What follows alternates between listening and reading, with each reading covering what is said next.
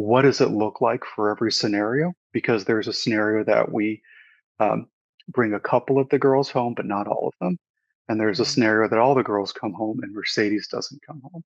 And that's when I really didn't like to think about a lot, but Mercedes would bring it up because she would want to process it, but also, start talking about it like, what does the family look like if I'm not part of the family? You know? And man, I'm probably going to tear up a little bit even thinking about that was just so hard to talk about every time. And to think about, losing your partner, the love of your life during that, while also dealing with this overwhelming, amount of children to come into your life that, Right. you don't know how to raise all of it. So thinking through that and thinking through what does it look like for all of these, and by the grace of God, we didn't have any complications during the pregnancy or the delivery.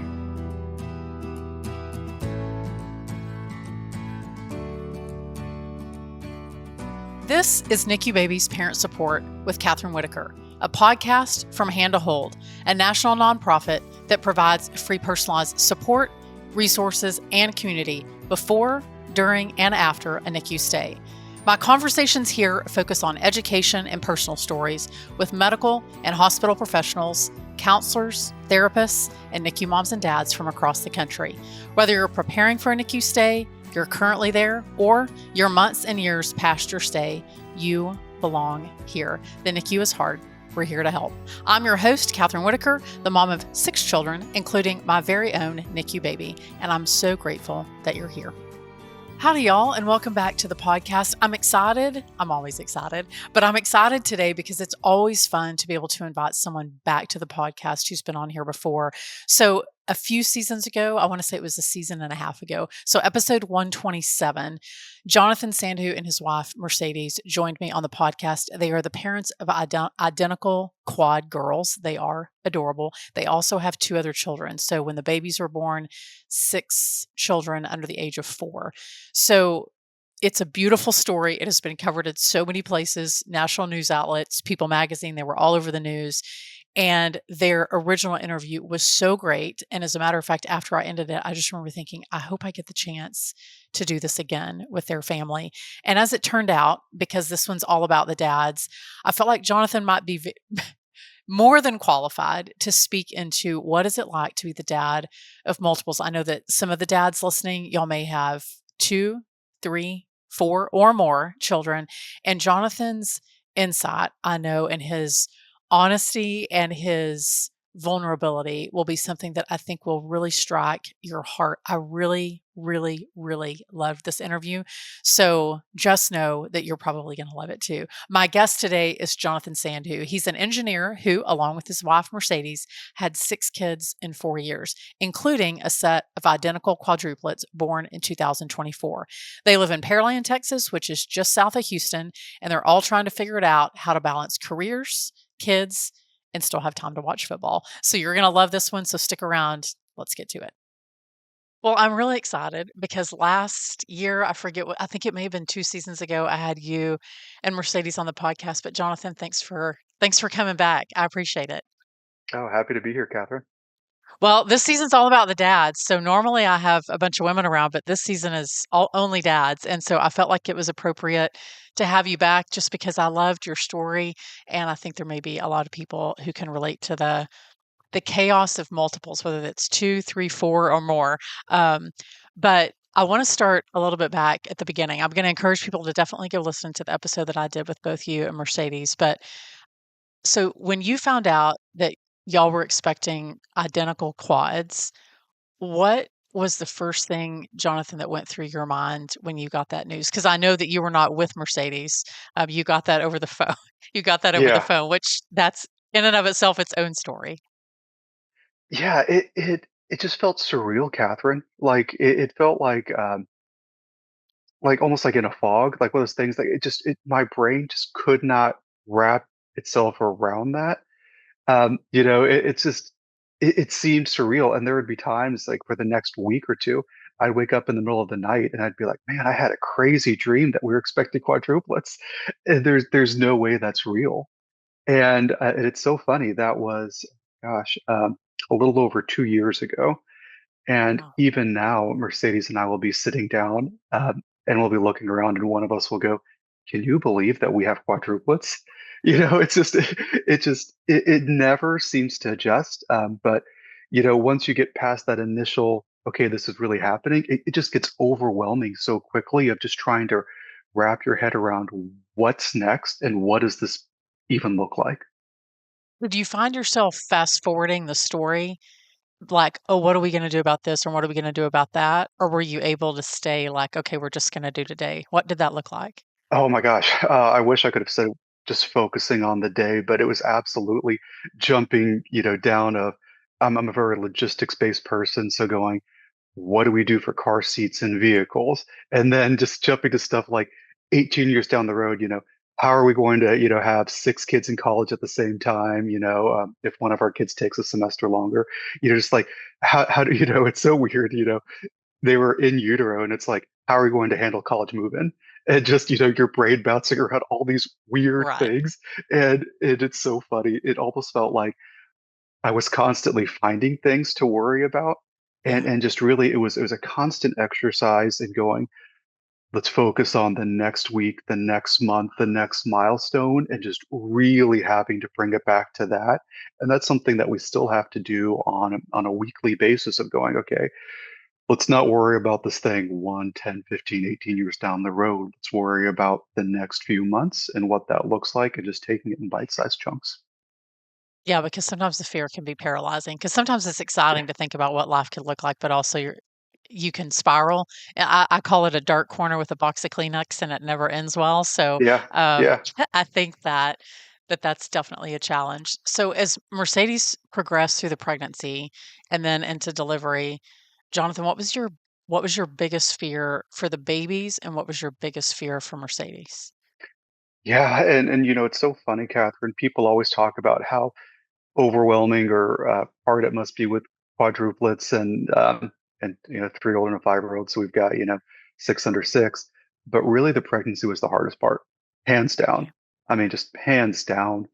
And for a few reasons. One, Mercedes is all of 5'4". And so, trying to be able to carry babies like that is just a big load while dealing with all the hormonal issues of just a normal pregnancy, right?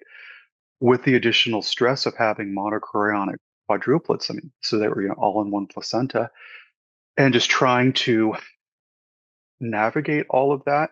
And it started to get to the point that we would have to reassess every 48 to 72 hours of what she could physically do or not do.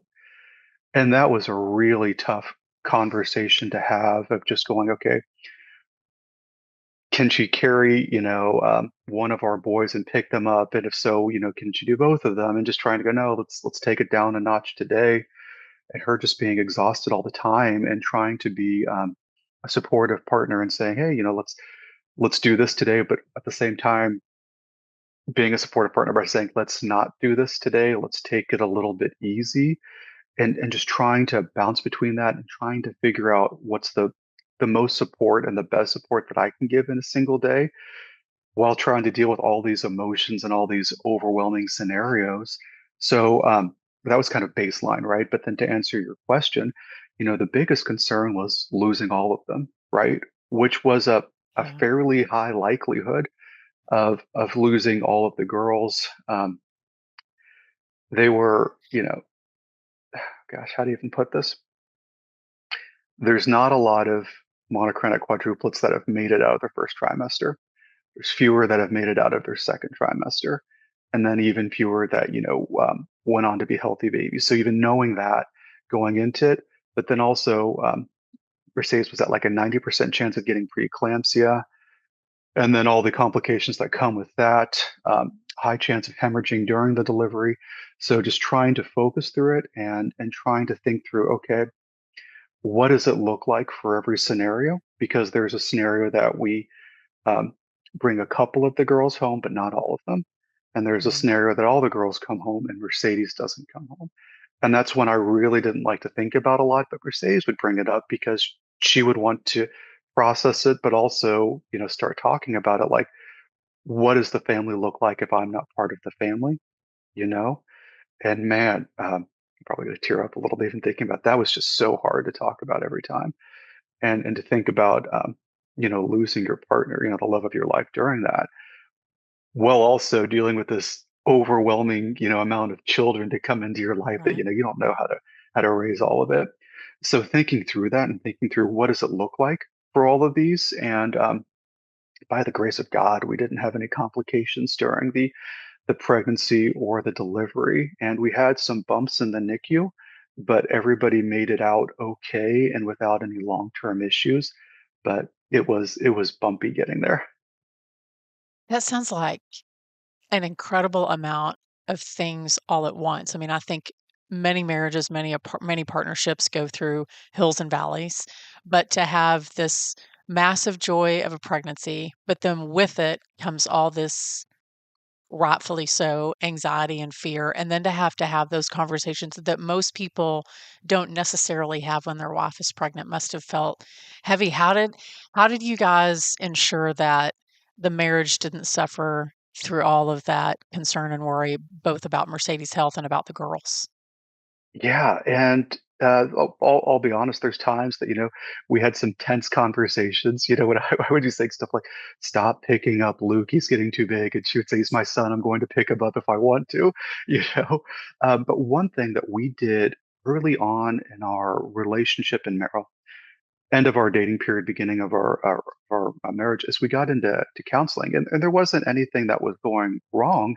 We just were like, hey, you know what? Let's do this and let's kind of go through it and um, see if it makes us stronger. And that's one thing I Wow. cannot recommend that highly enough to people.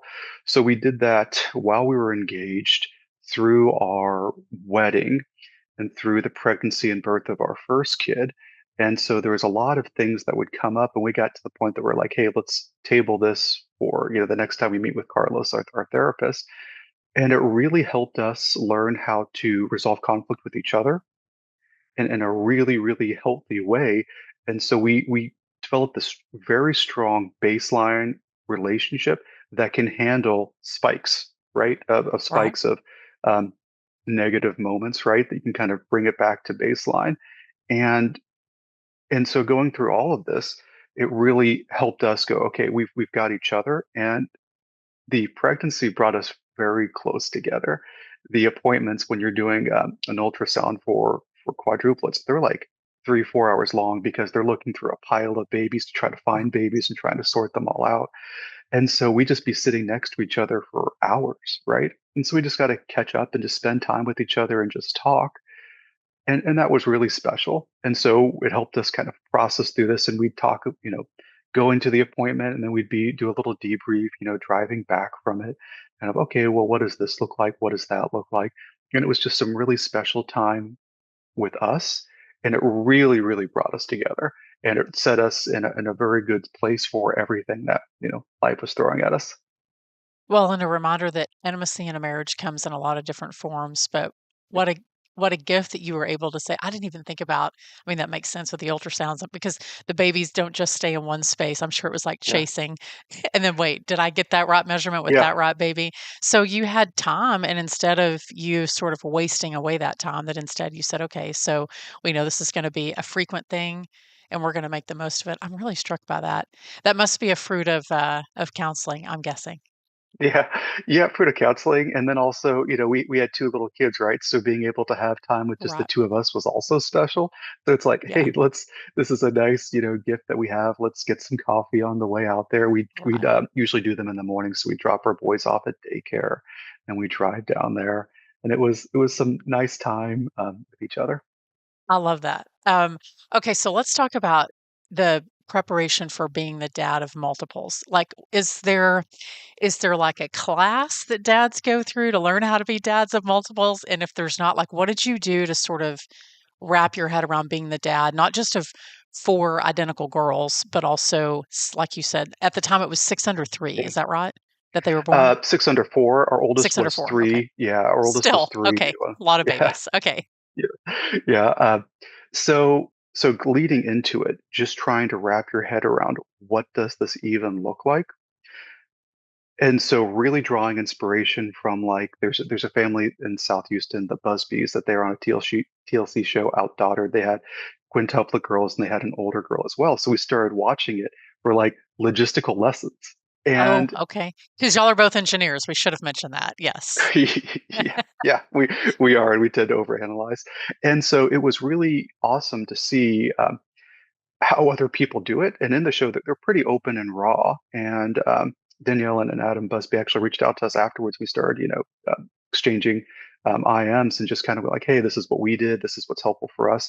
And just seeing other people have done similar things, and their situation, I think, was harder than ours. So going, okay, people have done this, people have been successful with it. And the thing that we always go back to as parents is, look, human beings have raised children in caves for thousands of years, and our species has survived. We're one of the few generations that's ever had running water. We can do this, we can figure it out. And then it's just going, okay, what do we need to do to figure out? And what does life look like? We also joined a lot of social media groups for parents of multiples. And the difference between the dad's groups of multiples and the mom's groups of multiples are hilarious. And I'd be happy to talk about that more too, but they're really Absolutely. funny. Yeah.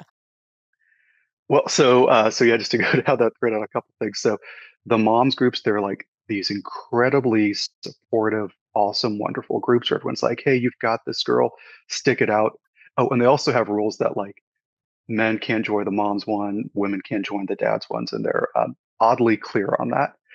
But in the dad's group, it's really hilarious of like, everyone's talking about what they're doing. And so early on, there was a dad that posted he had six kids under the age of 8, which, a little different, but similar because he was posting about what they did for vehicle logistics. He's like, hey, here's what we found to work for us, blah, blah. So I commented, I'm like, oh, hey, great. Here's our scenario. Did you try this with, car seats and make it work? I'll again go back to the women's group being very supportive and just saying, hey, here's a way to figure out. This guy responds with, oh my gosh, you're going to have six under four, buddy, you are screwed. And, and it's just like, and other guys, similar things. They're like, man, better you than me. Yeah. It's stuff Best of like that. luck. Yeah. And so it's very, just the differences between genders. But, look at stuff like that. Like, okay, this is different, right? This is different, but what does it look like? And then going back to just taking it day by day of going, all right, we need to have, I'll use the car seat as an example. We need to have a vehicle and car seats that can take 4 babies home. Okay, solvable problem. We don't need to have a vehicle to transport all 6 kids right now. We do need to get to that at some point, but that's not a today problem. That's a we'll That's good. figure it out down the road problem. Yeah, I think you're right. We sometimes think we want all the things in place to solve all of our problems instead of saying, okay, so this is what we need right now. That's very, as I'm thinking about this. So I'm a communicator, not an engineer. And so I'd be like, we got to like figure this out. And the engineer says, well, actually, we can do this. And then we can step to this scenario. And then this is scenario. I can see how that definitely played a role. So, in addition to being a dad of multiples, being a husband to Mercedes, you also have a full time job, which I think a lot of men may be in a similar scenario. So, Jonathan, how did you balance the I need to go to work, but also I need to care for my wife, certainly during the pregnancy and then post? So, let's talk about during the pregnancy part. How did your employer react, and how did you sort of manage job, family, stress of all the things?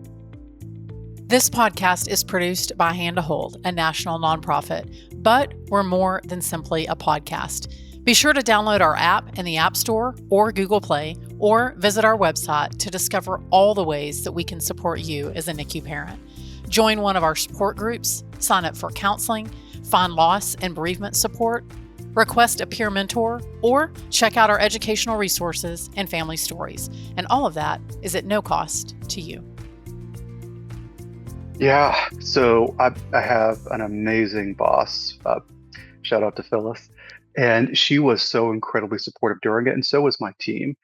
And that's one of those things that, I think we don't give enough acknowledgement to families that are expecting, that have challenging situations, whether it's special needs, multiples, or things like that. And my team from the get-go was like, hey, whatever you need, let us know. And so navigating through busy periods at work, they'd say, "Hey, we've got this. If you need to go step out and, deal with whatever appointment's going on."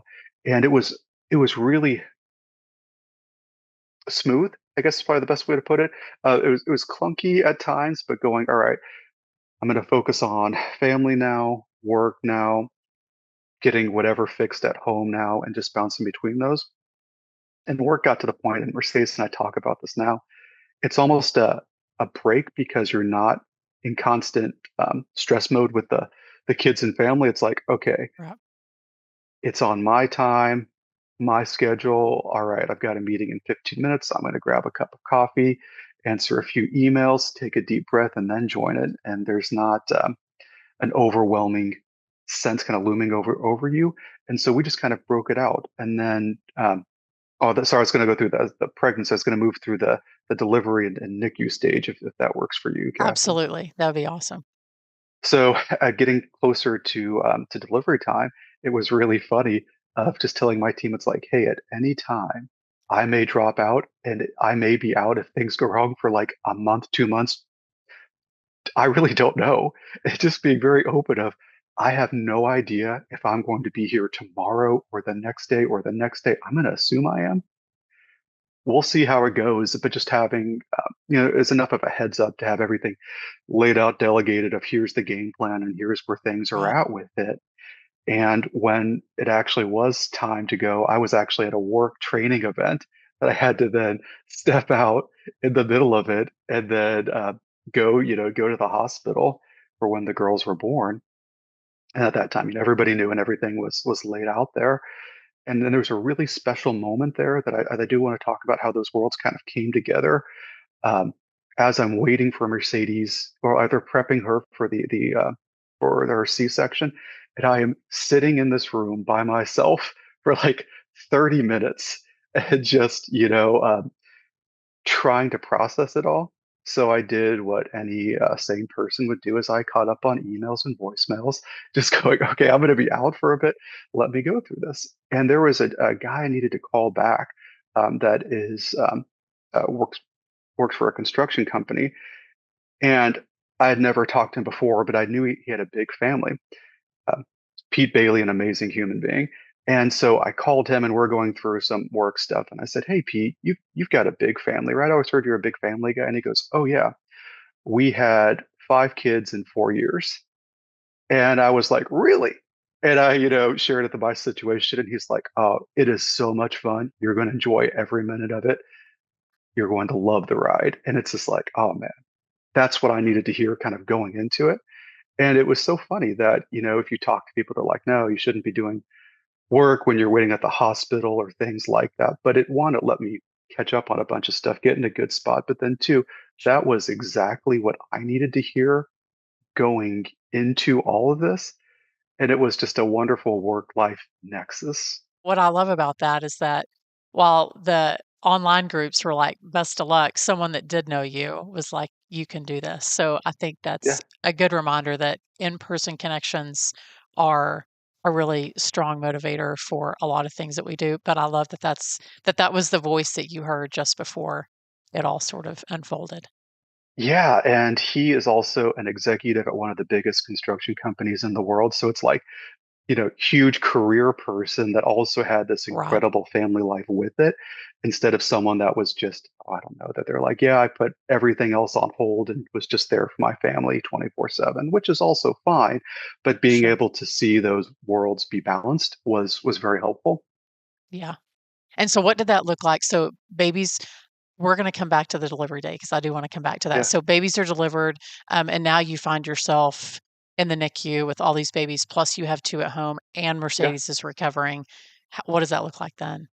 Yeah, and it's so wild, Catherine. The NICU time was actually so welcome for us because one, we knew it was coming, and we knew Yeah. going, they were all born healthy, so we knew everything. It's like, okay, we're here. We know they're going to be here for a few weeks. Now we can focus on letting Mercedes recover because up to that point, every day was just another toll, and just I'm going, okay, we made it here. Everybody made it And she through made it how here. many weeks, Jonathan? 29 weeks and three 29. days. Okay. Yep, which that's average for quadruplets, and they started to see some intermittent blood flow for a couple of the girls, and that's what made it push to just going to go time. Yeah. So, um, so we're doing that. My in-laws took care of the boys at home while we were just at the hospital, and then it just became a little bit of a rotation of going down to the NICU, seeing Mercedes in the hospital room, going down, checking with the boys, going to our house. And, we are so blessed to live 20 minutes away from um, Texas Children's Hospital. So it was easy to go through all of these things and then just keep it rotating. And then full transparency, there were a few work calls that came up during that time that, someone's like, hey, totally don't need to join this. And I'd be like, well, you know what? Mercedes is sleeping, just saw the girls, they're all asleep, saw the boys this morning. Yeah, I can join this call and talk about this thing or whatever. Right. And I really don't like the term work-life balance and make it seem like they're separate. I really like to think of them as like, you're moving through all these states, right? They're all a huge Yeah. part of my life, and just being fully present in each one of those is really my goal. I'm with you. I hate the word balance too. I call it, I interviewed someone the other day and she called it whole life sustainability. And I was like, yes, I Mm, love that term that yeah, we're trying to find ways in which we can be sustainable in all different areas of our life. So let's go back to the delivery day itself. So a little bit of a surprise in that you knew that delivery was imminent, but you just didn't know when it was going to happen. And then delivery happens. Jonathan, is you're finding yourself scrubbing in, getting ready for this delivery, biggest biggest thing weighing on you that day?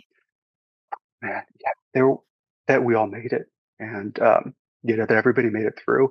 So the ultrasound the day or maybe 2 days before, they were checking the girls' lungs, and not all their lungs were fluctuating. Okay. And so going, all right, well, it's still early. There should be at the point that their lungs are fully developed, but we won't know until they're here.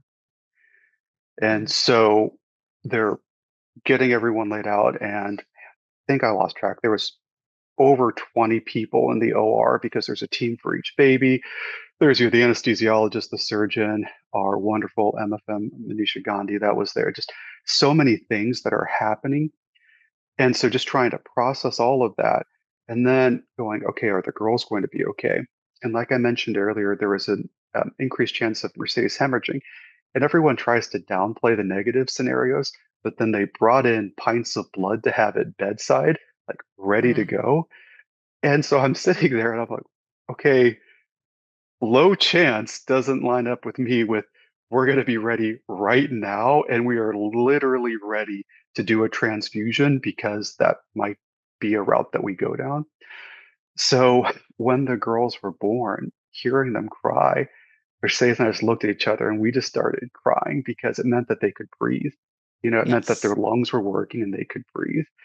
And that was just such a huge milestone that we were happy to get past, and that all of them were healthy. And then there was no complications from Mercedes, and that she was able to go through all of it okay, as good as anyone can go through, delivering four babies in, 4 minutes. And so then just going through that and just the sense of relief after it, it was just like that was we knew that was the biggest hurdle.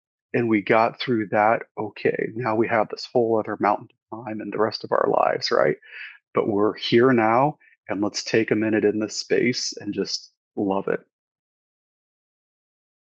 Ooh, thank you for taking us into that moment. I'm sure it was a really special one that you guys are going to carry for a long time, but thanks for inviting us in to that. I can imagine the relief of, okay, deep breath. Now we'll do the next thing. But this was the first big milestone, was to get all of them home. But also, I mean, as you spoke about Mercedes and y'all's relationship, I mean, obviously she is the love of your life and you care a lot about her. And so to know that she was also okay, that must have been a tremendous like weight lifted. And then you're like, okay, now we're gonna now we're gonna move on into the rest of our life.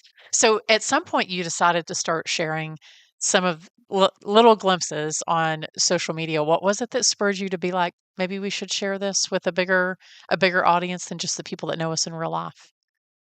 Yeah, there's a couple things on it, Catherine. So one, you're trying to update everybody at the same time and Right. everyone's pictures. And we had a website called Caring Bridge, which is a great website that we're using for updates. And then people were asking, for pictures of the pregnancy and stuff like that. And you have to, share it with some people. And it was just, this is a big hurdle. And I'm not a huge social media guy, or I wasn't, before all of this. And so thinking about, okay, I had an Instagram account, I'd never posted on it. It's like, all right, well, this could be an option to do it.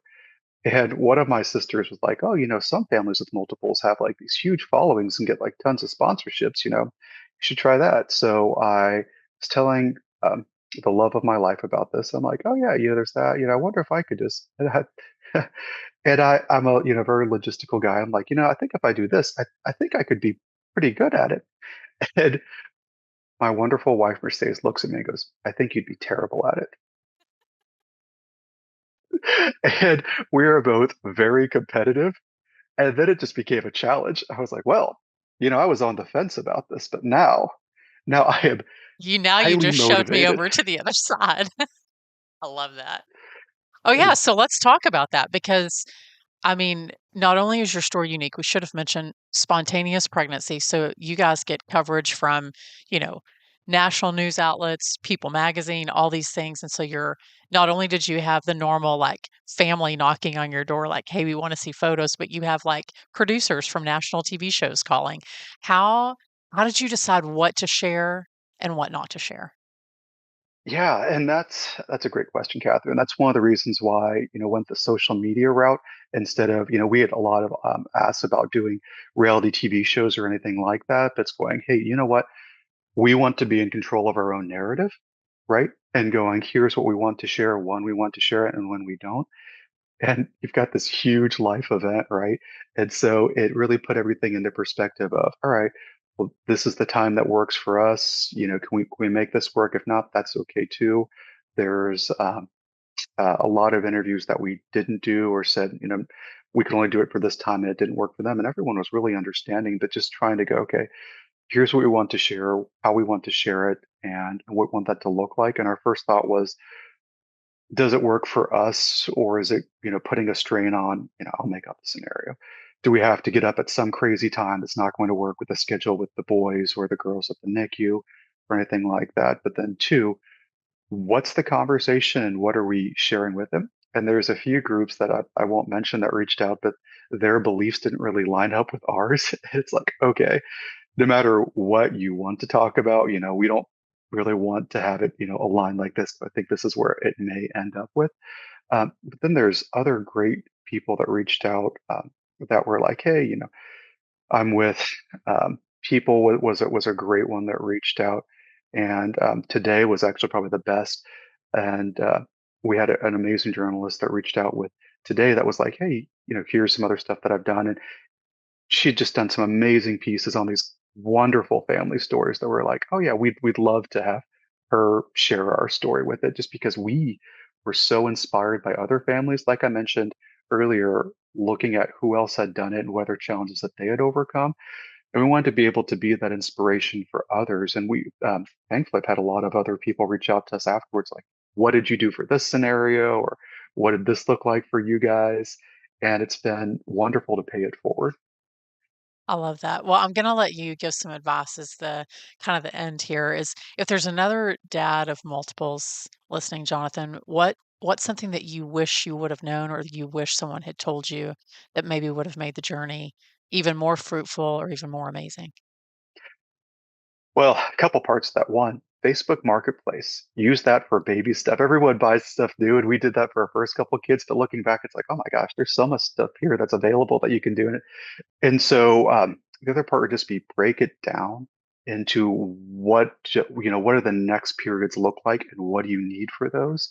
And going, all right, we're at this stage of the pregnancy. Let's look at this and let's look at what's next. And do we need to start thinking about that? Or is that something that we can worry about tomorrow? And if it's a tomorrow worry, let's worry about it tomorrow and going through it that way. And it's so funny. I'm convinced no matter how many kids you have, it seems like too many, and even more than that would be overwhelming. Our first kid was just seemed like an overwhelming amount. And I remember thinking, how do people have more than one kid? This is just too much. We can't go anywhere. It's so It's so stressful, all of this. And with two kids, we felt the exact same way too. And so just knowing that that's common and you're always going to feel like, oh, this seems like a lot. I don't think I could do more than this. And that's okay. It's all okay. Just figuring out what works for you and what works for you and your partner. I love that. I'm the mom of 6, and I said the same thing. After 2, I was like, "I can't do more kids," and then here Yeah. we are. So, you learn to adapt and grow. Thank you for your good advice, but also for just so vulnerably sharing your story. And I'm definitely gonna go and encourage people to go back and listen to the interview with both you and your wife. It was so good. But Jonathan, thanks for your wisdom. Thanks, Catherine. Good talking to you as always.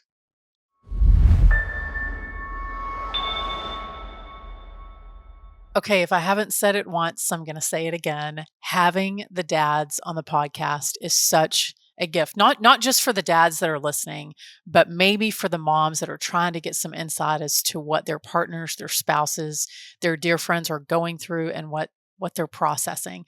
I was so grateful that Jonathan shared this, and it's been a theme on the podcast before. We've talked about counseling, but how in their late engagement, early marriage, that was something that they took with them, and that foundational experience of communication really bared much fruit as they went through a really high risk pregnancy and a challenging, as we all know, anytime you bring a baby home, whether it is a NICU baby or not, it's a shock to the system. And so to know that they built this foundational intimacy of communication and how that played out during the pregnancy, and now as they're raising those 6 babies who are now turning into toddlers, by the way, it was really impactful for me to hear that, but also to hear the heart of a dad and to hear him talk about Mercedes being the love of his life and that his most important priority was to get everybody home that he loved. I don't I don't know that we can all fully appreciate that maybe until you're in that moment. If we've had a moment in the NICU and you just think to yourself, are we going to make it home? And what does that look like if we don't? Those are big conversations to have in any relationship. So I was so grateful that Jonathan so vulnerably shared what those conversations look like, that he invited us into that he also gave us some good tips on the social media pages for moms and for dads, what those look like and what their life looks like now and how they're navigating and what may that look like in a few years. We don't know. Maybe I'll just have to have him back. But I hope that you enjoyed listening to Jonathan's take on what is it like to be a dad of multiples, but also what is it like to just be a NICU dad, of which he absolutely is 4 times over. So if you get a chance, please share this one with the man in your life that you think needs to hear it. Maybe a dad of multiples may need this episode. You can also watch us over on YouTube, but don't go anywhere because we have so much more coming. And next time, this is what you're going to hear a little bit about. As much as you want to focus on the other people in the room, your spouse, your partner, your child, you can't forget about yourself. You've got to take at least a little bit of time to make sure that you're okay. And I think that's hard for a lot of people. I know myself included that, I feel like I neglected my own well-being and happiness uh, during my time in the NICU. The inclination is to be a husband, to be a dad, to be the helper, to be, the rock. And you can't always be. You shouldn't be expected to be. You can't expect yourself to be. Thanks, y'all, for listening. I have one quick ask. If you listened to today's episode and it helped you, inspired you, or encouraged you in any way, please subscribe, give us a rating, and then leave a review. It's how this podcast lands in the ears of other listeners, which means so much to podcasters like us. Our reach can be magnified because of you.